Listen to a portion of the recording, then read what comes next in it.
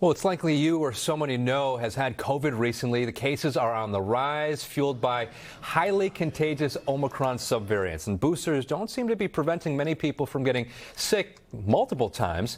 This week, LA County is poised to bring back the indoor mask mandate. And with everything happening right now, we thought it'd be a great idea to bring in clinical nurse specialist, Nurse Alice Benjamin. Nurse Alice, great to see you, and thank you for being here. Good morning.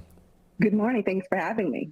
So LA County is going to bring back the indoor mask mandate at the end of the week. If we're still in the high transmission category, how likely do you think this is going to happen? Because it almost seems like it's inevitable.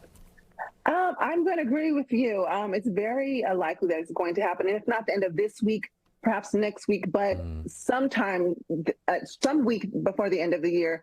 And I think it's important for people to understand that, we need to get in the mind of readiness because, rates are up, and it's not just infection rates, but it's the COVID positive hospitalization rates, which have triggered this. We are in the high category. We have more than 10 admissions for every 100,000 people getting admitted with COVID. And then also, although we are in a much better place than we were last year or the year before that, death rates are back on the climb. Just at the end of last week, we're seeing 100 deaths a week from COVID, and just a month ago was at 50. So, this mask mandate may be a very good idea. So the mandate would stay in effect until the county moves back to the medium transmission category for 2 straight weeks.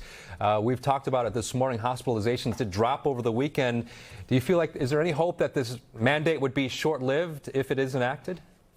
Well, whenever we see a dip in rates, we're happy to see that. However, I think it's important that we look at the overall trend.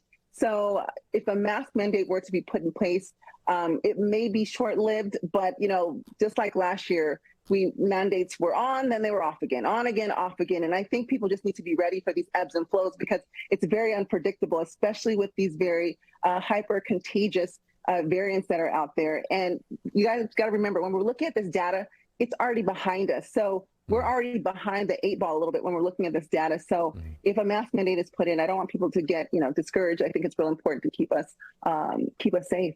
And you just mentioned these new subvariants, highly contagious. I have family and friends. They've come down with COVID within the last few weeks, and they were vaccinated. They are boosted more than once. You're just coming off a shift at work. Can you tell us what you're seeing at the hospitals, at the ERs? Yes. So I will say the ERs were extremely busy last night. I didn't see an empty bed in any of the ERs that I visited last night. And so that's a sign. Now, was everyone there for COVID? No, but, the ERs are ticking up. And so I think what's important is that as we're seeing an increase in infection rates because these variants are very contagious, we have to be careful because we have people who are vaccinated, who are boosted, who are still getting reinfected. And so our concern is that these variants are being able to get around our vaccine immunity and our natural immunity. So it's going to be very important that people take the precautions, which is why the mask mandate is something that's been brought up. And, I would say this, prevention is going to be the key here. Get, vaccinated, wear your mask, and all of those things because the ERs are getting extremely busy. And Nurse Alice, we're just a few weeks away from kids going back to school. You have school-age kids. What would your advice be for families? Well, I would suggest to anyone, avoid traveling 2 weeks before school starts. That way you can reduce any risk of transmission related to travel. And also, talk to the kiddos. We want to get everyone vaccinated and boosted, help them to understand the significance of that. I'd also recommend keeping a few COVID home tests and some cough and cold medicine in your cabinet because we saw those fly off the shelf last year, and encourage your kids to bring masks to school and talk to them about when it's appropriate and when it's not, because right now it's not mandated, but if they see a kid sniffling in their class or it's very populated, windows aren't open, let's teach our kids to use critical thinking and to understand when it is appropriate and okay to wear a mask.